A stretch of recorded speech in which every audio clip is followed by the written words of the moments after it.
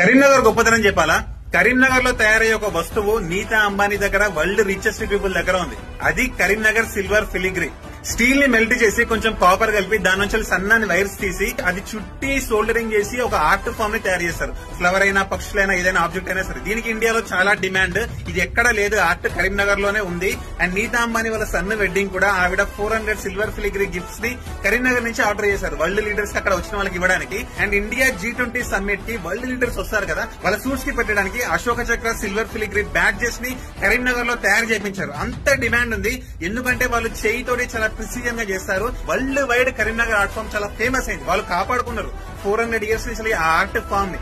So Karimnagar వాళ్ళు మీరు ఎలా అయితే మీ ఆర్ట్ ని నమ్మి ఆ సిల్వర్ వైర్స్ ని చేయితో చుట్టి చాలా కేర్ఫుల్ గా ఆర్ట్ ని తయారు చేశారో, సో నేను కూడా అంతే నా స్కిల్స్ ని నమ్ముకొని నా ఎక్స్పీరియన్స్ అన్నిటిని యూజ్ చేసి ఒక first single shot Telugu film తీశాను. ఇది ఎవ్వరూ తీయలేదు, చాలా రేర్, సేమ్ మీ ఆర్ట్ ఫామ్ లాగానే.